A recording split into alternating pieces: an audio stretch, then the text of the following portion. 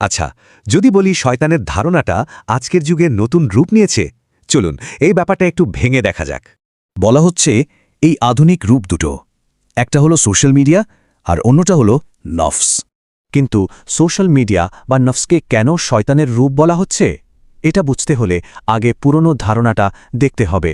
ঐতিহ্যগতভাবে শয়তানকে ভাবা হয় একটা বাহ্যিক শক্তি হিসেবে, মানে যে বাইরে থেকে কুমন্ত্রণা দেয়। কিন্তু আধুনিক ধারণা বলছে লড়াইটা এখন আর বাইরের নয়, বরং প্রযুক্তি আর আমাদের মনের ভেতরের। তাহলে চলুন প্রথম রূপটা দেখি, সোশ্যাল মিডিয়া। প্রশ্ন হল, সোশ্যাল মিডিয়া কিভাবে প্রলোভন বা টেম্পটেশনের মতো কাজ করে?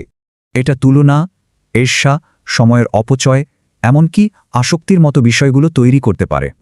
আচ্ছা, এবার আসা যাক দ্বিতীয় রূপ, নফসের কথায়। নফস মানে হলো আমাদের ভেতরের সত্তা বা ইগো, যা আমাদের আকাঙ্ক্ষা আর প্রবৃত্তিকে চালনা করে। এই ধারণা বলে আসল লড়াইটা বাইরের কারোর সাথে না, বরং নিজের ভেতরের সত্তার সাথেই। মানে নফস থেকে একটা ইচ্ছা জাগে, আর সেটাকে নিয়ন্ত্রণ করাই হলো আসল পরীক্ষা। তাহলে চলুন এই পুরো ধারণাটা একবার গুছিয়ে দেখা যাক। সোজা কথায়, প্রলোভনের ধারণাটা এখন প্রযুক্তি আর আমাদের নিজেদের মনের ভিতরেই জায়গা করে নিয়েছে। কিন্তু ভাবার বিষয় হল, এই ধারণাটা কি আজকের জীবনের চ্যালেঞ্জগুলোকে বোঝার একটা নতুন উপায়? এরকম আরও টিপস পেতে চ্যানেলটা এখনই সাবস্ক্রাইব করে ফেলুন।